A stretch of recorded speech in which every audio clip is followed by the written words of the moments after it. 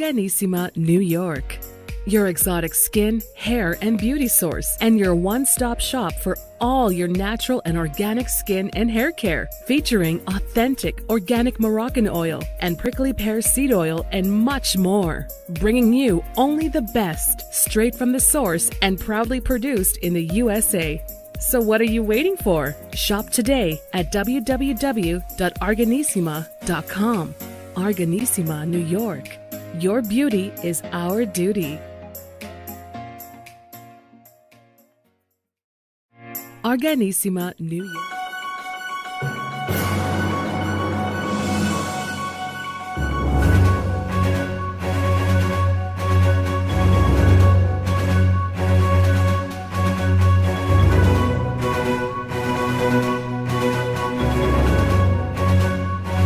Well, welcome back to the iHealth channel, iHealth Radio. Your host, Hurricane H here. New day, new show, new topic, new guest. And I'm going to start this particular show with a question. Do you ever find yourself in a situation where you cannot really figure out your life between your personal, your work, and everything else? We call that work-life balance. And or simply just like you're doing the same thing, the same as we refer to as the rat race sometimes. So those are like big topics and a big subject of discussion. And I have the best person that can actually tackle that today and address it.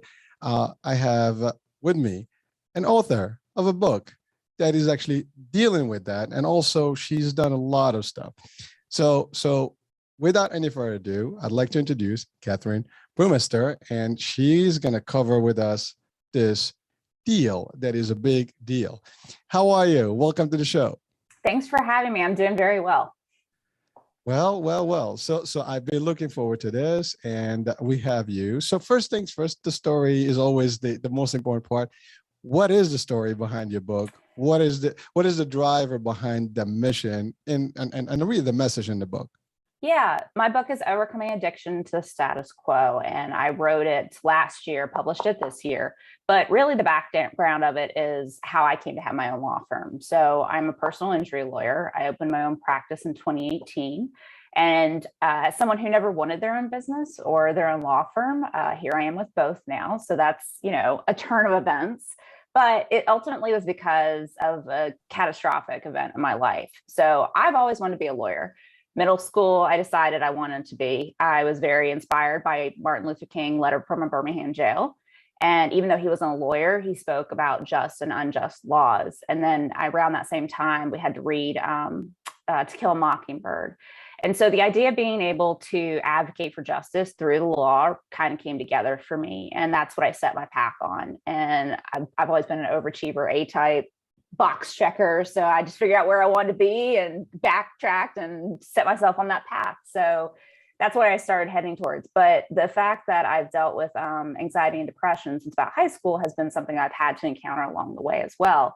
So I got my first legal job in high school, exposed myself to a lot of different law firms, different sizes, and finally settled on personal injury law when I was in law school.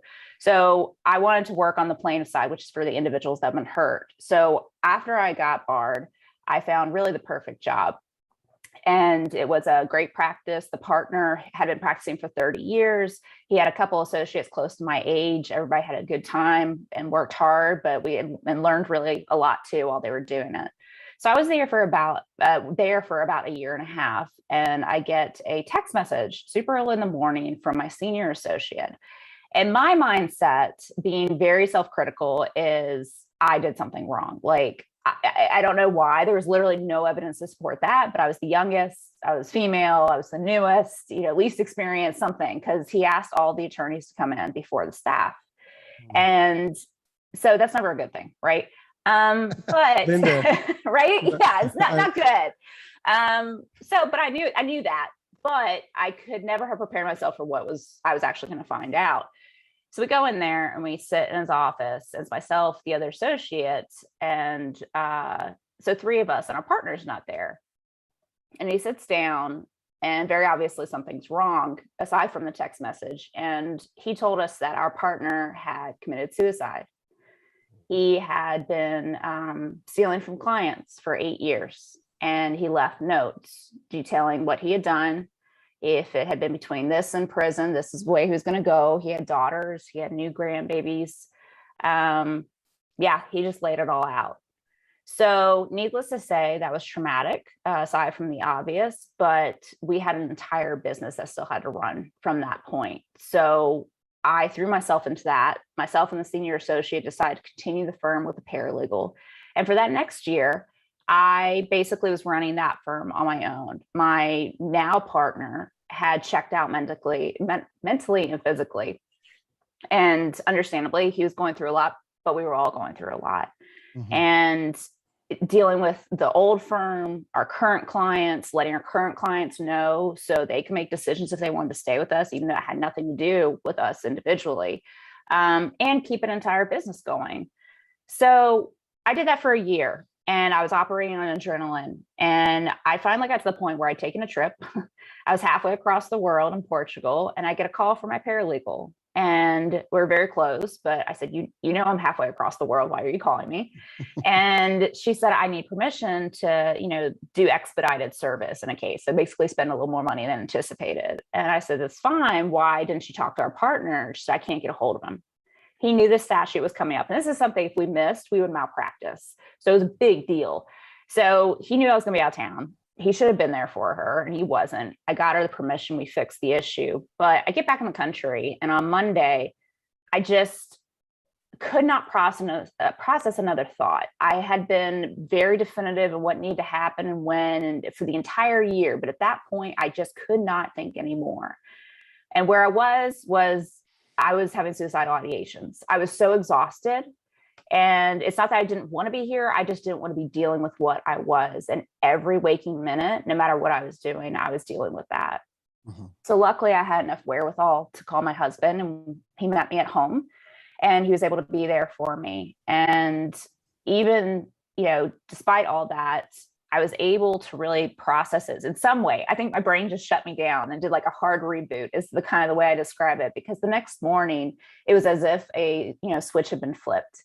Everything became very clear. In life, a lot of times we have this idea that, we know what we need to do for ourselves, but we don't do it, right? Like we need to work out more, but we don't. We need to set healthy boundaries, but we don't. So it's not that you don't know it a lot of times. I knew it. I just never felt comfortable enough to actually act on it, or I doubted my abilities to act on it. And from that morning on, I've had no doubts virtually about where I am and what I'm doing. I felt very comfortable in that position, but it took me hitting what I call my rock bottom. And so that's my goal with the book, is helping others not hit their rock bottom in terms of their addiction to the status quo. And that's ultimately what it was for me. And when I say addiction, I don't mean it flippantly. I genuinely believe this is an addiction because it manifests the same way that other addictions do.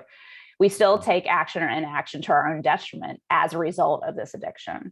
So my partner stealing money, people becoming, dependent on alcohol or drugs to function, all trying to keep up with this idea and these expectations that are imposed on us by society or ourselves.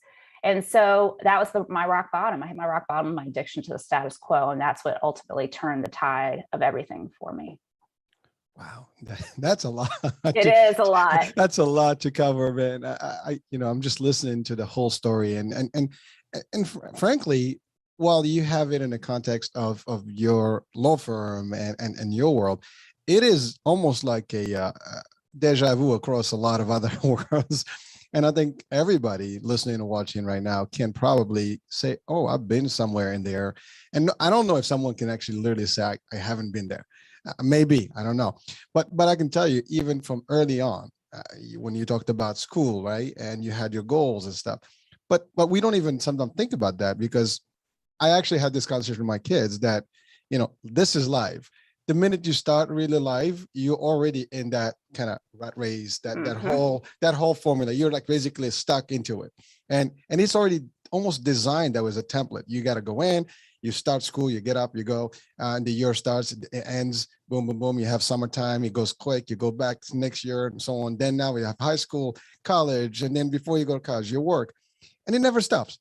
And it's all, and you have to give it 200%, 100% minimum and to maintain. And some people, again, do more because they have ambition. And you mentioned something about, you being a female, you being, younger. And so you probably had to do even maybe more at that time, or at least you thought that you had to do more, which is, by the way, for a lot of people, that's actually a challenge because they have to do that in order for them to prove themselves. They almost overachieve or need to overachieve to make the difference. So like compensate, I guess, for whatever, the society is expecting from them. Mm-hmm. And you don't get the same results sometimes. And so therefore you find yourself working 12 hours days, 7 days a week. And that's continuous. And people find pleasure at the beginning because it's like, I'm doing good stuff here, right? And I can tell you, like, when I've been in my industry in the insurance world and sales world for 27 years. And I remember my first years doing that. I mean, it was like, I want to go to the next level. So I got to work harder and then longer. And I'm here, I'm a company man, 7 days a week, whatever you need me, I'm available. And over time, you do realize that, there's more to this life and it moves quick. And in your case, it was a little bit more abrupt because you've had an event that almost stopped all this by even your partner or senior partner having to really commit suicide based on whatever the reasons. And there are reasons why he did what he did. I mean, I'm sure, that's the drive behind. And as I sound, I mean, that a lot of people can get to that point. It's not even the first time. I mean, we've heard, in the last decade, I mean, well, it's not decade, but in the last, I guess, recession, a lot of people hit the same, level when, they have financial things and stuff like that. And all of a sudden the world ends and then like, they're not prepared for it. Yeah. And boom, they crash. And so there's so many pieces to this dilemma. And I think everyone is dealing with it to a certain way. Some people have a better coping, way and tactic and strategy, but not everybody has that. Some people would probably just, eventually give up or, to your point, find a way out, and the way out may not be the best way out. Right. So, and that's really what it is. And it's tough. So your concept, writing the book, sharing the values and how to even maybe mitigate all this, talking about legal terminology here, it's pretty interesting because you have lived this, but you're sharing, and we'll talk about the actual content of the book and the different things, but you're sharing some of this, not only from your experience, but like how to help people not get into it. And I think a lot of people today are looking for solutions. Yeah. Absolutely. And you talked about keyword addiction, but you're right. I mean, some people actually, their way out is the addiction of other things. Right. Whatever that might be. So first of all, you've compared this already to the addictions, period, because I think that's what it is. And in your experience, even, and you have a busy life, and we didn't talk about that. I mean, I know you said you were across, I picked that up, you were on vacation. But I know on your background, I mean, I've researched, and you travel all over the world, you do other things. I mean, you're really jockeying a lot of things at the same time. Yes. Personal life, you're an animal lover, you do rescue, and, you travel around, you love racing. So there's a lot of stuff about you that we can talk about. And I'm assuming that stuff happened after all this, and as a way to open up and balance, because that's really the core of this discussion today. How do we find that balance? Right. Well, first off, let me say, I think it's impossible to have balance, right? And in the sense, I know you're gonna be like, oh dear God, why did I have her on? No, really, I think it's impossible in the sense of, a exact percentage every day and everybody's gonna be happy and everything's gonna be checked off. That's not possible. What is possible is living your life in a way that takes into account the things that matter to you in a way that's fairly equitable, right? So some days I'm going to be a great lawyer. Some days I'm going to be a great business owner that speaks on self-care. Other days I'm going to be a great wife. Okay. It's not all going to be in the same day. It's just impossible. I think we have to adapt and, mold ourselves to the situation. And so it's just impossible to be basically perfect is what you're asking, or suggesting with, I think, not you individually, you proverbially are suggesting when we say a balance of work life. It's not possible, but we can have it in a healthy way that takes into account, like I said, all the things that do matter to us. And you're right. There's so many things beyond what we do in our life as professional that matter. And that's what I had to get past too, is attaching my value to what I did, or how I was perceived in my profession. And it's a hard thing to get past, especially when you spend so many years of your life working towards that.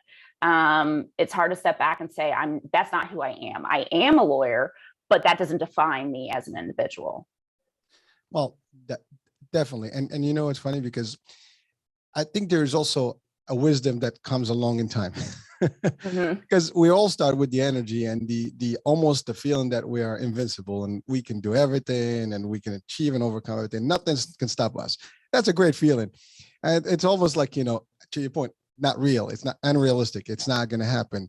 And we've also been conditioned to some elements. And one of the things that you hear a lot even in school as well as in business, multitasking, for example, you know, multiple project management, you know, all these things, you know, and we heard about this, that, you know, different techniques, right? Project management, time management, you know, personal life management. Oh, there's so many things that we can manage. But really, nobody, to your point, can give us like, what is the exact formula? How am I going to do this exactly? Right. So I can be like 100% good here, there, and there. To your point, there is no one that can claim I got a perfect life that way. I mean, you could, but you'd have to balance one way or the other, meaning that something is going to take over the rest. You could be too lazy at work and have all the time with the family, but then that can possibly, you know, lead to losing your job. And then now you have problems in the family because financially you're not stable. On the flip side, you do the opposite. You do a lot of work and you forget your family duties. And then now you basically on divorce path. Yeah. So, you know, or you miss on your kids. And that's the other thing. A lot of people get so, you know, immersed into the business and whether they have, you know, their own business or work for corporations. And at the end of the day, they look back, it's like, what happened to my years? My kids just grown. I don't even know how to handle them anymore because they weren't there. They're on trips and business, you know, meetings and so on and so forth. And they're never there. So a lot of things, it really affects society as a whole. I mean, it's just like families, and that's really the core, right? And also sometimes you can do all this. And I've seen this before, and I actually even state this sometimes with some of the leadership trainings. You can give 200%, do all that. And all it takes is one decision making from a particular ownership or whatever, and then you lost your job overnight. A pandemic strikes, business closes, you're done. You know, so now what? That's exactly what people really hit rock bottom, and then like, that's it, I'm out, I'm checking out. Yeah. And so you want to be anticipating those, and you have to have an exit, you know, like strategy, as I would say. You know, you can't just be like literally locked into the system. It's like, this is only one way out. You have to have multiple ways, and you have to have a way to be able to make the balance to a degree, whatever. And you have to fill in, I think, some of these gaps. And everybody has a different way to do it. So in your case, you found other things, you know, besides work that made you feel, you know, better and transit, you know, from that like almost point of no return to a restart. So what was the feeling, by the way, you had at that time when you really made the transition, you figured it out? Yeah, it was just a sense of clarity. I won't even say it was like a peaceful serenity or anything like that. It was just, I was very clear on where I was. And what I didn't realize at the moment until I wrote my book and had to kind of go back into where I was at that time was what had happened was I had ultimately proven to myself that I was enough. And that's what I've been trying to do for so long and had never been able to accomplish. So I was always believing that I should be something else, or I should not be something else, or I wasn't enough.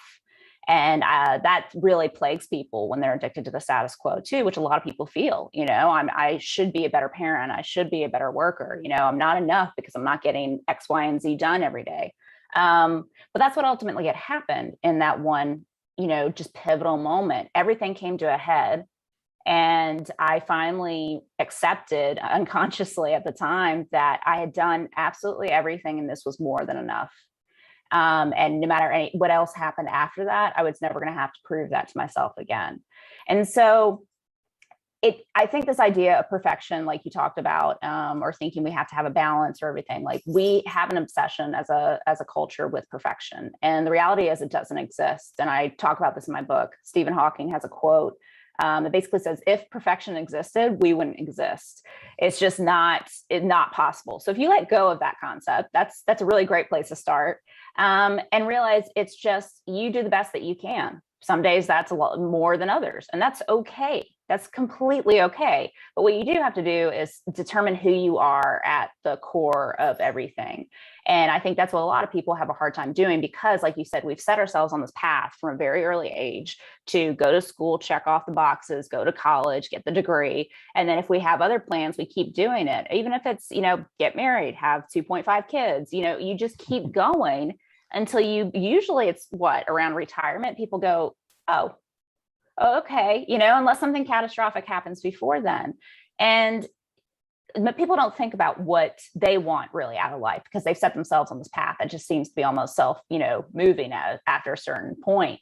And that's what I really advocate for people to do is get in tune with who they are and what they want and question the status quo, because it may not be. If it is, great. I mean, by all means, keep doing it. But 9 times out of 10, it's not exactly what people want. And there's a variation of it that can be better for somebody and for their life. So when I say, overcoming addiction to the status quo and happiness, it's different for everybody. There is not a formula that you plug in and you come out on the other end. You have to do the exploration to figure that out. But I definitely think having the wherewithal to figure out who you are leads you to the ability to have that balance in life that's good for you. Well, those are excellent points. And there are a couple elements to add to that. One is we are also influenced. And you mentioned the keyword, like, I want to be, better or good enough. And a lot of people, they're not feeling that I'm going to be good enough for me. They're really what they're trying to do is that to be good enough for everyone else around them, because you try to meet that expectation, and you set that expectation. Nobody's telling you, I need you to beat this. You just make sure it's like almost an invisible set that you actually get in, and you put that challenge to yourself and you overburn yourself. And really it's crazy because that's what we do. And you mentioned something very important for people to listen to, is that it is different for everyone. What I can handle is not necessarily what somebody else. Everybody's got a way about themselves, and you have to find different elements to guide you through this. Otherwise, it's over. And the other element you just mentioned, which is the sad part, is that you'll get into this pace over and over and over. Even if you make it, you'll get burned out before you actually get to that age of retirement. And at that point, your mental capabilities, your status, your health may all be like not in a good place, and therefore now you're not living a happy life, and now you have all that kind of problems, right? And then, not to mention, throughout this course, people that get into these things get anxiety, depression, and they get all kind of mental problems and even health problems. They eat wrong, they're not really, sometimes they alienate people. They're not really friendly because they're just tired all the time, and they can't even do more things. They're not as sociable. So these are all things that eye openers. And I think for our viewers and listeners, I mean, this is almost something that if you're watching right now, you need to just like take a minute, take a deep breath, and just review your own life, and you see if we've covered one or two elements. And if we did, it's time for you to check and just do exactly what you did, which is stop and reset. Now, go ahead. Sorry. Yeah, I was just gonna say that's absolutely true. And I think,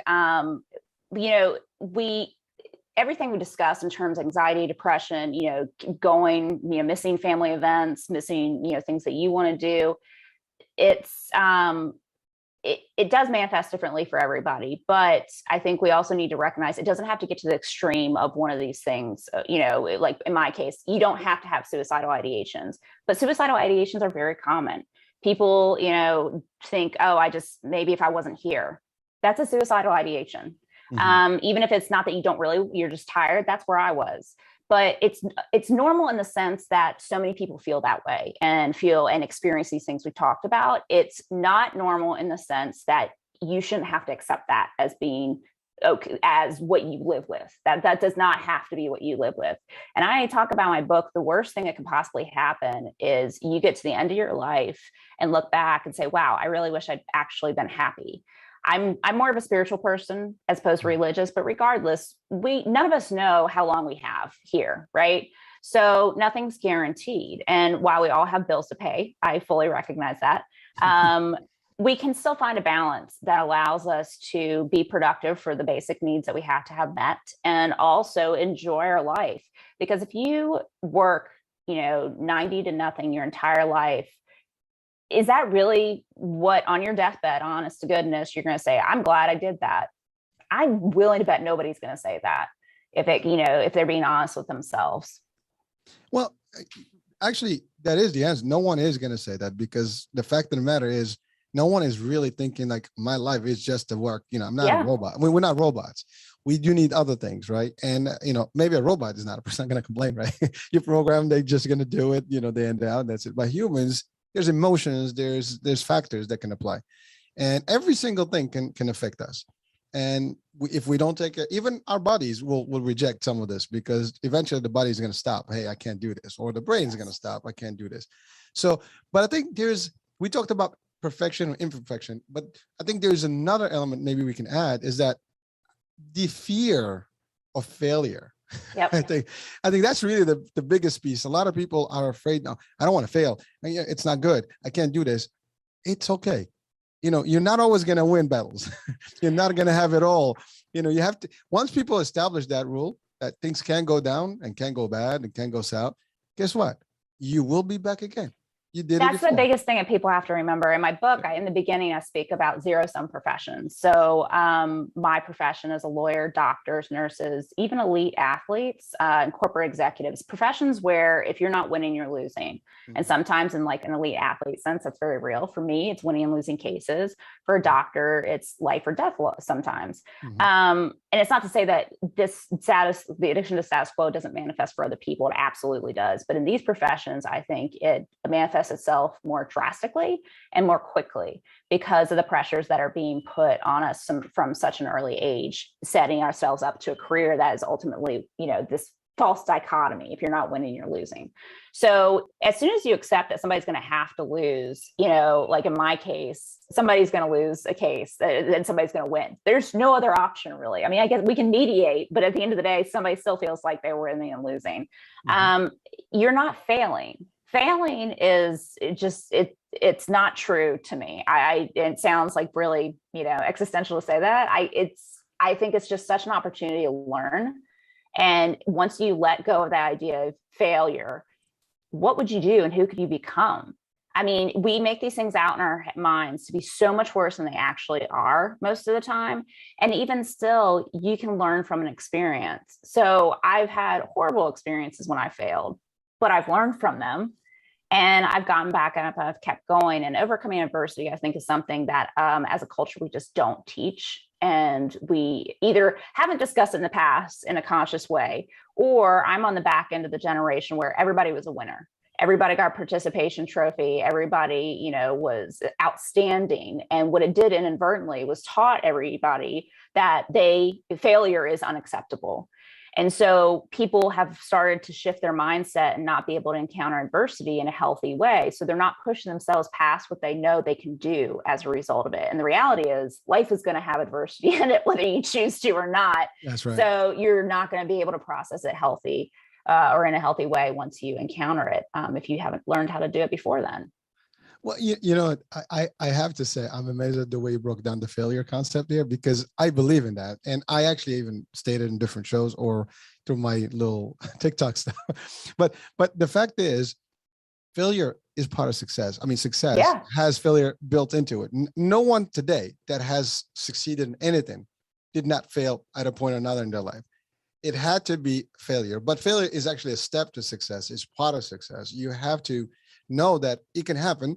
And it will happen probably more often than you think, but it's mindset. How you take that failure is the difference. Do you see it as really, oh my God, I'm out, this is bad, I can't do anything? Or, well, what did I learn? So by learning, or to your point, as you said, learning experience, by seeing what the value of what you've learned is exactly success, because you just learned value. You learned something new, something that you can make a move with. And that's where people are sometimes, caught up with. To your point, also, if you're in a culture where everybody's like, oh, you're a winner. There's nothing going wrong. They actually send you to fail for real. I mean, to lose and fail, because now you want the first wave, the first, win you're going to get. You're going to be like, wow, how do I deal with this? And that's when people really have, exit strategies that are really wrong. I'm just going to end this because I can't handle it anymore. Which, by the way, it's really sad that people get to that point. But if they're not, fed something else, if they don't know any other solution, and that's really where they wind up. And that's really, a problem, because a lot of things around us drive that.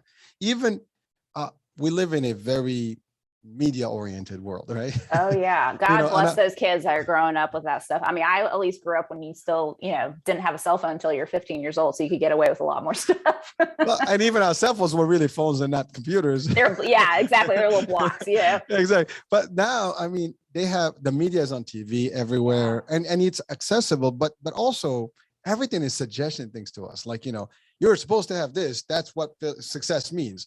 And so now we are conditioned to, if I don't look exactly like that, if I don't do exactly this, if I don't have a Bugatti or, something, I am a failure. I'm not doing something. That's the thing. So we are conditioned to look at those things. And one of the ways I actually use this, and I even do with my kids, is that sometimes we go overseas and I take them to some poor places. Yeah. And I compare, see, look at your life. One of these folks probably can give anything to get some of the stuff you might have. Yeah. So I understand that is there. While you think the world is going to end because if you don't get a cell phone or your phone is going to be shut down and you have no Wi-Fi, some people are struggling with water right now. Right. Basic stuff. And so, but that's the problem we have. Depending where you are and the environment you're raised in, that can be a challenge for us, as we grow. And we get involved, and then there's the fear of financial stuff. Like you mentioned bills earlier. We all have bills, but the question is, sometimes we don't have the trust or conviction that we can still make it through, regardless. I mean, how many people lost businesses and restarted again, and they just did better. But some people, when that happens, they just shut down again. End of the line. There shouldn't be no end of the line. It's just a restart point. And I think that's really the biggest. And that's the thing with mindset. It's just how you see things will make a difference. And so in your book, are there any specific steps that you recommend, for example? Yeah. So, and that was my goal with the book. I could have written literally a John Grisham meets Jerry Springer book. It was insane, all the events that came after, but I didn't want to do that. That wasn't going to help anybody. And I felt like something good should come out of this situation. So the backdrop is what happened to me, but ultimately at the end, I do have, steps to kind of set yourself up on this path of just becoming a better you at the end of the day, whatever that is. Again, it's dependent on you. Really tapping into what your values are. It seems like such a basic thing, but I equate it to like a company. So companies have mission, vision, and values. And it's if they're actually used correctly and not just like written down on paper and forgotten, there are parameters for making decisions in your business, and they're guideposts. So if you've never had to make decisions based on your values, at least in a conscious way before, you need to know what your values are first. And then it gives you the guideposts to start moving forward in life and saying, okay, does this fall outside of it or does this fall inside of it? And it makes it a lot easier to say yes and no to things when you know what your ultimate goal is, which is living a life that's aligned with the values. And that's a great place to start, because I think, again, we're just operating on autonomy so many times that we don't stop to think, and being in tune with what we actually want and what we don't want is such a key step in recognizing what you have the ability to be, which is a better version of where you are now. Well, you talked about businesses, right? And in essence, everybody can look at themselves as a business, and human startups. Yeah, exactly. I mean, because when you think about it, we are investing in our lives and our person and emotions and everything around us. And yes, we do have to have values. We do have to have missions and goals and all these things in place. And sometimes when we don't have those things, we get crazy. We get lost. So we have to have like channels and things that are really like really systems available to us in every single situation. Like, for example, again, talking about how I coach a little, sometimes is solutions. Yep. There will be problems. I don't care who you are, what you are, how smart you are, how much money you have.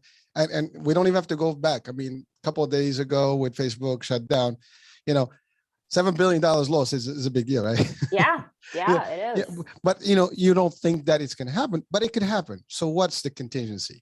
Absolutely. And you're we had no pandemic. All of a sudden we have a pandemic. What do we do? Food, supply chain ends. What are we going to do? You have to have a way out. You have to have always a simple system of backup. Light goes, you need to have the ability to handle a candle and maybe, do a little tent, campfire, right? I don't know, whatever the case, maybe you have to have something available to give you the possibility to survive until the next move. And you can think strategically to make a change. And I think that's the big deal for people. Sometimes they don't have that, set already. They just think that life is cool. Well, and I think, the very, very first step is acknowledging whether you're happy or not. And I think if people are honest with themselves, they're going to really honest. You don't have to say it out loud. Nobody's going to know. They're probably not happy, or they have a definition of it that is not in line with what they really believe. So first is acceptance, literally, that's the first step, accepting that you're not happy. Then the next choice is deciding you want to do something about it. And from there, you have to change what you're doing. Because obviously what you've been doing prior to now is not working, right? So I think such a huge part of even getting to the work-life balance is being in tune with who you are. And that's such an uncomfortable idea, I think, for a lot of us, because it's hard. It's a very hard thing to do. And it takes a lot of time. And it's not you check off the box and then you're done. And wouldn't that be great? But it's not. It's an ongoing process, but it does get easier. And that's the biggest thing, is taking that first step to recognize it, to set yourself on the path where when you get to having the challenge of, okay, do I go to my kid's soccer game, or do I spend 2 more hours at work pushing out something that isn't due for another week? It's easier to make the decision. I'm going to go spend my time with my kid. And even if that is not as good as it could have been, all right, I spent time with my kid, because that's really what matters at the end of the day to me. Prioritizing, you gotta have to, again, we talk about managing. So it's all about how you do it. And yes, priorities do take place, even projects, even at work. Oh yeah, for sure. You have to know how to do things. And today I'm going to do this, tomorrow I'm going to do the other, have a plan ahead. That's the other thing. And you don't have a problem. But you mentioned something very, very important to everybody that's watching and listening right now, which is simply need to know yourself and know what you love. If you're working and doing something you don't enjoy, you're gonna be stressed. You're gonna hit rock bottom eventually, and you're gonna be in a bad place. And don't be afraid to start again or to move. That's the other part. If you don't like, as a matter of fact, I just posted something a couple of days ago on Facebook and my Instagram about that. You don't like your job, move. You don't like your life, change it. You can do things. No one is forcing us. We're the drivers we're the driver's seats, right? So the problem is that we are always afraid of change. That's the other thing. Change is good. Even if it's better. Yeah, absolutely. Change is okay. You can change the scenery, don't be stuck, oh my God, the world's going to end. Because again, routine, status quo. We're doing the same thing. It's comfort zone. I'm good. Why do I have to make moves? Yep. Yeah. And it's scary. I'll be the first one to admit that. It's very scary, even if it's better for you. But again, I think the worst case that can happen is you get to the end of your life and you look back and wish you'd done it differently. And to the extent that you can say now, I know that this is going to make me happier, or I want to try. And if it doesn't work out, it doesn't work out, but at least you tried. I'm having to go through that right now. Actually, within the past 4 or 5 months, I've kind of come to terms with the idea that I love practicing law and I love doing what I'm doing. From a business standpoint, personal injury is a horrible business model. We don't get paid for, 18, 24 months at a time. We front costs. We don't get back our full time that we put into cases. It's just from a basic business sense, it's not great. So and those are the realities of it. So there's a couple things I can do. I can scale up and be a billboard guy, that just takes nothing but thousands of cases. That's not me. Or I can only hit the $1 million cases, which it sounds great in theory until you realize once you start feeding that monster, you have to keep feeding that monster. And that's not what I want to do. Yeah. So what I have shifted to is saying, okay, instead of do I stay open, do I not? This false dichotomy, what can I make my law firm to be better for me? Mm-hmm. So pulling back on the cases and pushing forward on motion practice, which is just responding to things in the court. And then also realizing how much I feel satisfaction from helping others learn what I did, but in a healthy way, So speaking to you, speaking to others, your listeners, writing about it, and even coaching attorneys predominantly to get through the process. Because I can tell you all day long, here's the steps that I went through. But again, if it was that easy, everybody would have done it. So actually working with people one-on-one to do it. So shifting my perspective on what I thought was going to be the end all be all my life, and I look back and say, wow, was that wasted time that I, went to law school and opened my practice? No, not at all. It brought me to where I am. I've absolutely enjoyed it. And I always would have wondered, what if I hadn't have done it? So every opportunity, even the really overtly crappy ones, because I've been there, I've had them, has the opportunity and the ability to teach you something new, which is crucial, because all life is learning. And if you're so afraid to fail, again, I just don't think failure is a reality. You're afraid to learn, really. Let's be real. That's what it is. You're afraid to learn something maybe negative, but that still is learning. And it still serves its purpose. I think about it like in a very scientific way. Like, we feel pain, right? Our bodies feel pain. There's a reason. It's not fun, but there's a reason that we feel pain. It's so we don't continue to hurt ourselves. So we have experiences that may not be positive, but they help us learn what to do and what not to do in the future, and what works and what doesn't work for us in the long run. Well, actually, I define them as positive because, that's me. I mean, I look at the positive part of everything. So it could be a bad deal. Like you said, that's a good example. We have pain. And so without pain, you don't even know that you're sick and you're not going to do anything about it. If you don't feel pain, you can literally break your bones and not even know about it. And then now you lose your leg, right? Yeah. So, I mean, that's just as a crazy example, but that's exactly what it is. It's just a matter of us adjusting. It's in us. Everybody can do these things. It's just a matter of sometimes opening up to it. It's like you have to have the satellite dish and just get the reception, into you and see like what's up, and opening up to listening and learning from others. And by the way, that's the other thing. We don't have to always learn through our own mistakes. Right. No. There's plenty around us. So we can certainly see things. And now you mentioned your example is you've always wanted to be an attorney. That's something that you wanted and you enjoyed. You picked a good noble piece because you felt good about the justice part of it.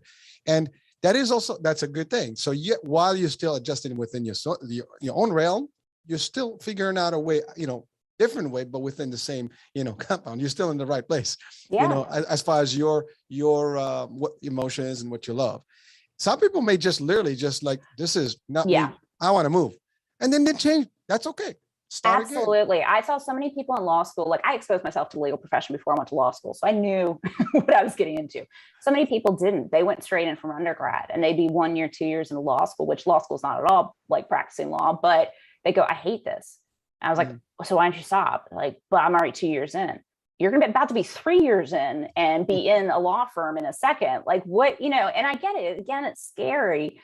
But the worst thing you can do is do something that makes you miserable for the rest of your life. And I am not saying that, you don't have pressures, right? People have kids, you have kids. I don't have kids, which makes things different, but I still have obligations. So maybe it's not as easy for some people, and I'm speaking from a place of privilege, but you can do minor things to start shifting your path. And start saying, you're not going to accept certain things in your life or certain, ways that you're being treated or certain time, constraints on you that are demanded. It's just, it doesn't have to be one big thing. It doesn't have to happen overnight.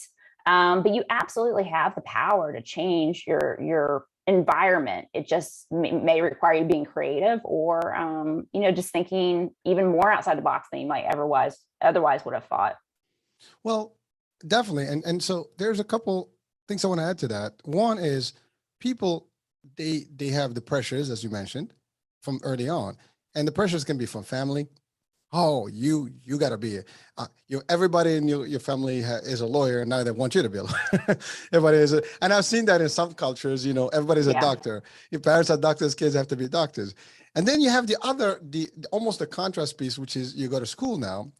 Most of the colleges now, they give you standard, classes and credits for like just the basics. And it takes you like 2 years to figure out what you want anyways. And so at that point, and then you have all your friends, they say things, and then you end up doing, getting a degree that you're not even understanding why you did it. So 4 years went on. And then now you wind up in a dead-end job or like an entry-level job while you're figuring out the next move. Time is going. And then now you're like really already in a bad place. The other part is people have to start saying no. Yes. Yes. Yes. But yes, you say no. Yeah. Yes to no. But really, because people are afraid to say no. Yeah. Oh, can you do this? Yes. Can you do this? Yes. You can't be always a yes person. There are sometimes you have to say no because it's important to stop. Yes.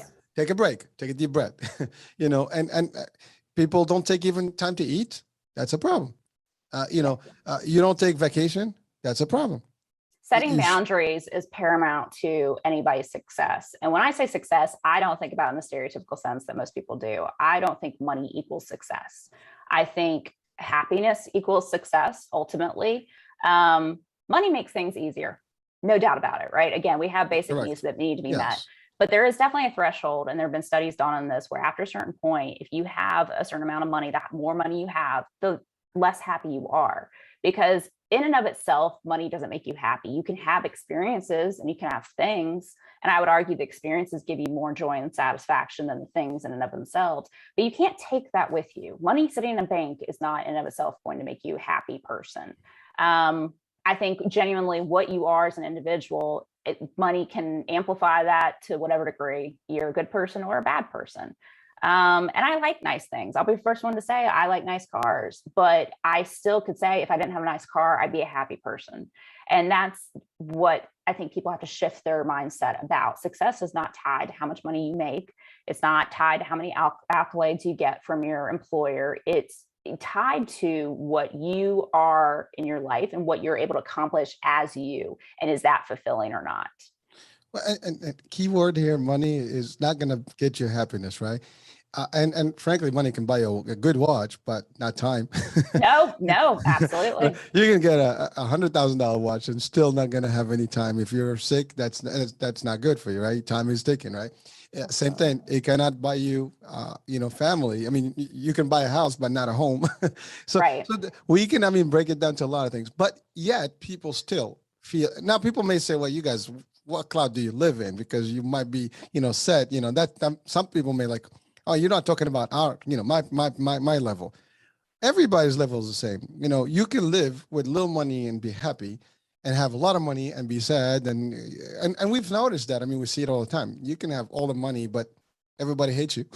Yeah, absolutely. You can have, you don't even have a good life with your family. Yes, you can buy things to compensate, that the lack of things, that the love, whatever that you're seeking, but you're not going to do that. People actually, even friends, sometimes you can have money and there are fake friends that can just be there for whatever, entourage business. But once that's gone, they're not real friends. Or when you don't have, or you need somebody, they're not even there for you. So there's so many things. But sometimes people would put that as an excuse. Like we always say, I don't have time. I don't have the money. Oh, well, I can't move from my job because I need the job. Well, get another job. Right. I'm not saying quit your job that you have. Exactly. I'm saying find another one and then transition. Exactly. Yeah.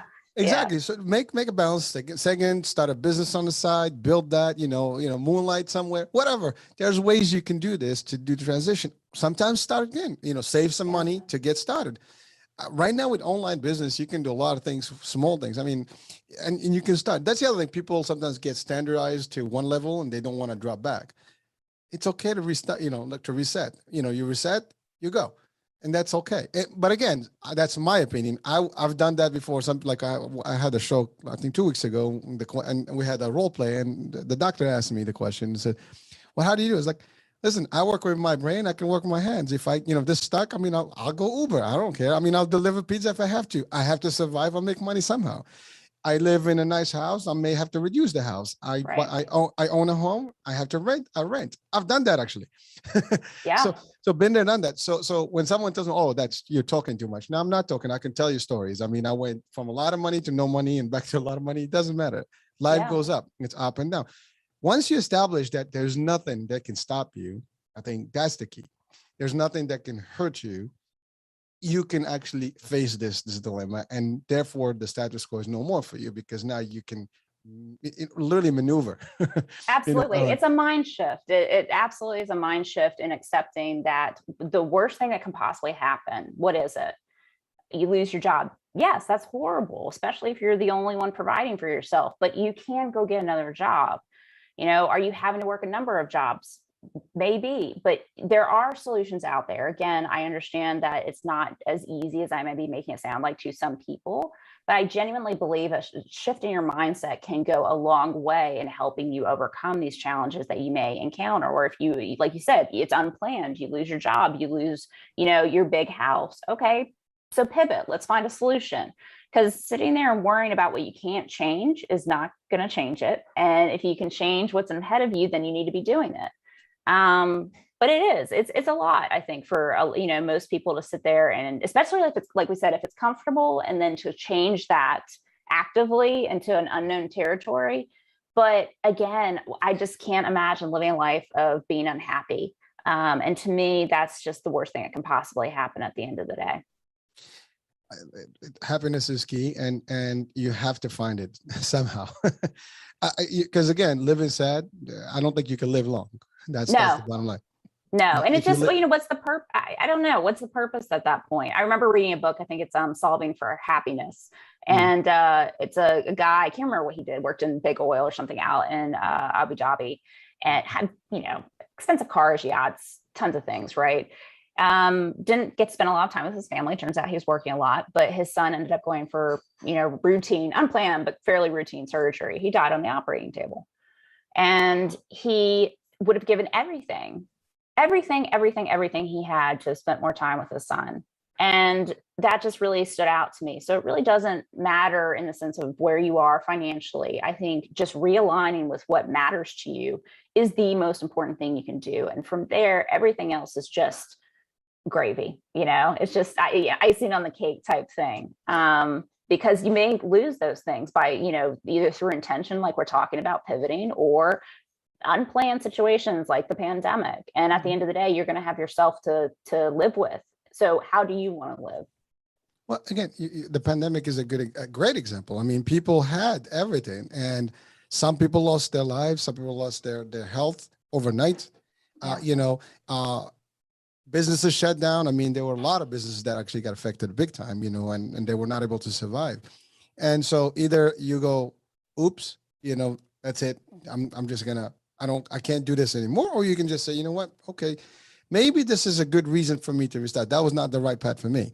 Yeah. And so there's two commodities that we have to be very, very well aware of. Time, limited.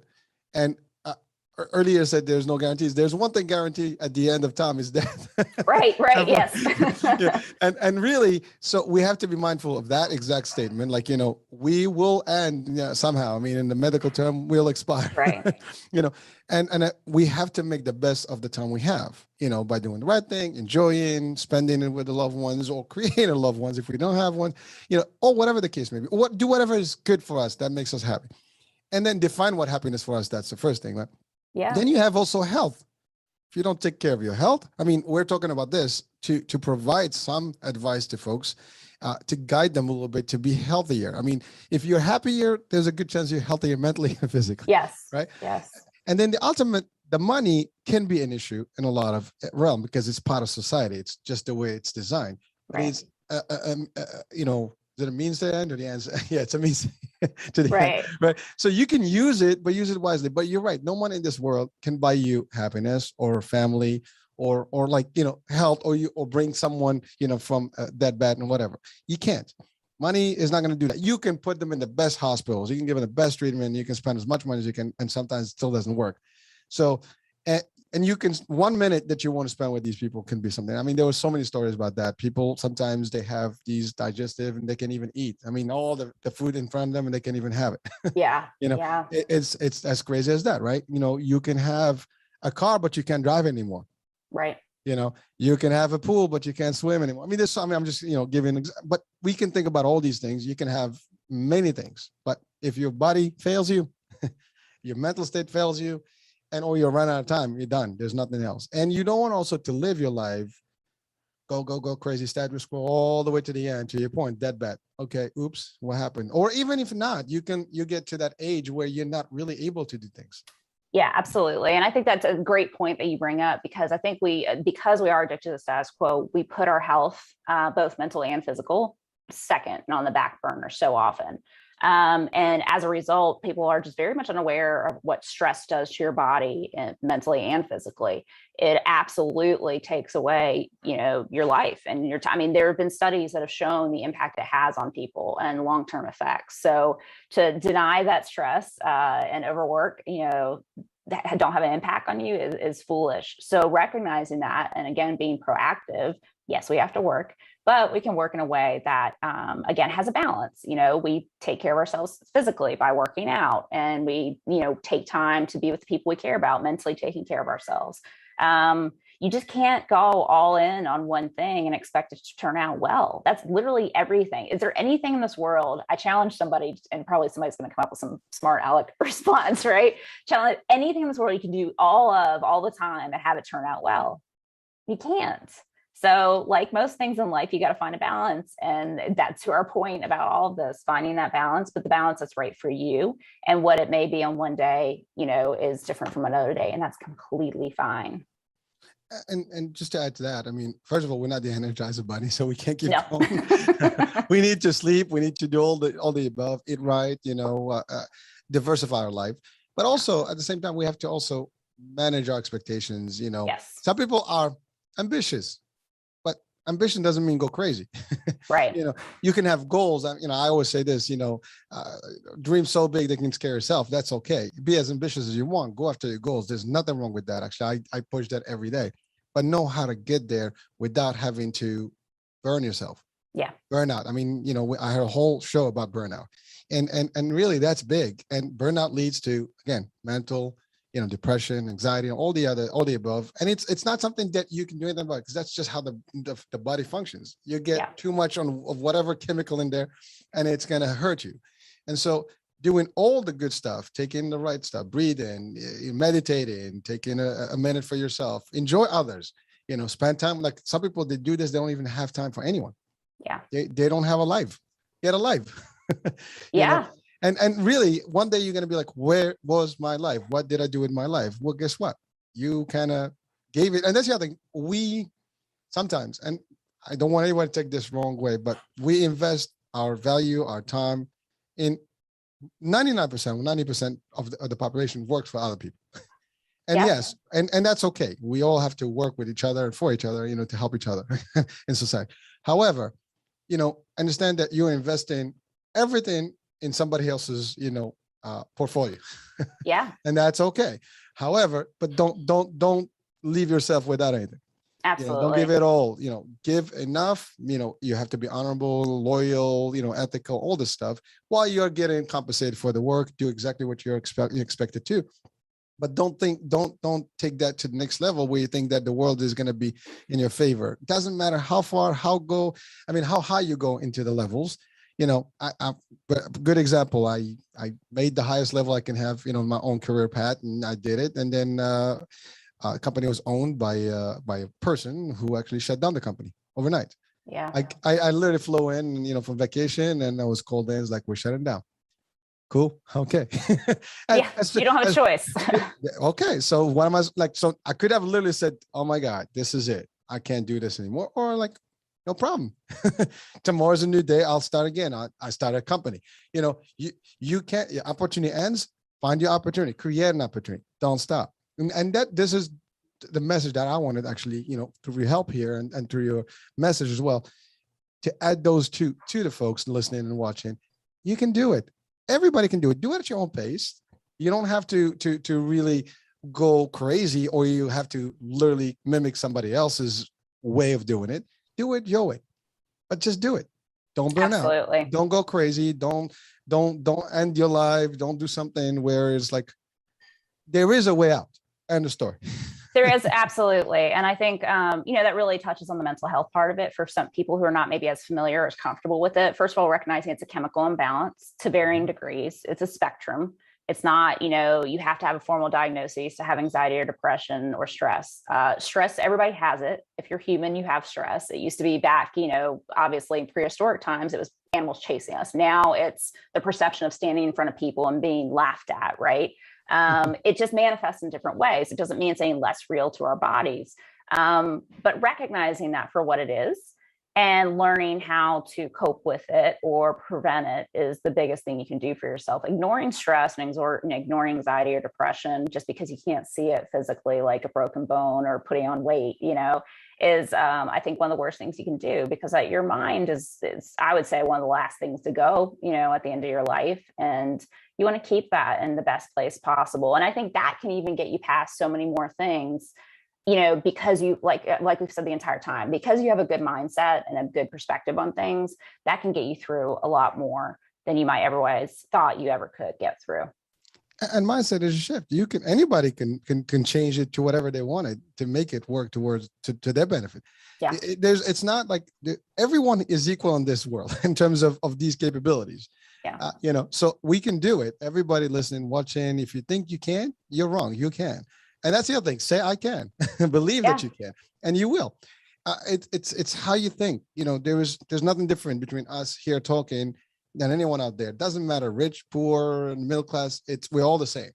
We have the same capability. The human body is the same. They function the same way. Right. The hormones are the same. The society is almost the same these days. It's not even like you're sheltered from one culture to the other, because we're open now. Right. Facebook and social media is all over the world, and you share everything in a split second. So we're there, but don't also set yourselves to the point where you have to always judge yourself how you're being seen by others. Yeah. I think that's the other problem. We're all like, oh my God, I'm going to lose my job. I'm going to change. What people going to think about me? I don't care what people think about me. Well, that's the thing about that stress. Like, what we perceive as being real or a threat to us is not, it's real in the sense that we have a feeling about it and a response, mm-hmm. right? Mm-hmm. But it's not real in the sense that's going to kill us. If we don't have likes on Facebook, you are not going to die, right? If people think you did a crappy presentation at work, you're not going to die. It's just shifting what reality is. And you've created this reality around what society has told you have to, because everybody's doing it. And now you are the one recognizing that I have the power to control what my reality is. And that's such a just empowering position to be in. And you don't have to be old to realize that. You don't have to be young to realize that. Literally where you are is where you can recognize that point, and it will change your entire outlook on life from here on out. I think I'm going to stop with that one. I do have one question. Yeah. I mean, we're getting to the end of the time here, but so before we close, a couple of things. One, are there any other elements of the book you want to highlight? And then also, how do we get people the book and access to you? Yeah, just the backdrop is what happened to me and my experience with my partner, but don't let that dissuade you from reading, because it can be so relatable in the sense of a tragic event bringing you to a bottom point and overcoming adversity. We can all understand overcoming adversity, right? And I do have more tools in the back of it to really help you start that path towards, shifting your perspective on life. And you can find it on Amazon, Overcoming Addiction to the Status Quo. And if you want to connect with me, I love hearing from people. KF Burmeister, so Linktree KF Burmeister is the best way to get access to my website, social media, Amazon. You find me all on there. All right. Well, actually, your site and the connection to you will be on the description of the show, so people can actually reach out and definitely check out the book. I mean, it is a topic that we do need to read about and learn about, and no one is sheltered from this one. I think everybody can benefit somehow. Even one element, two elements from there will be enough to make a difference in our lives. So Kathryn, it's been a pleasure. It was fun. We had a nice dialogue here, and I hope that the message is delivered and people will get enough from this to turn their life around and maybe even save a life, hopefully. And that's really the bottom line. Everybody can do this and will do this and have the ability to do it and be better and live better, happy.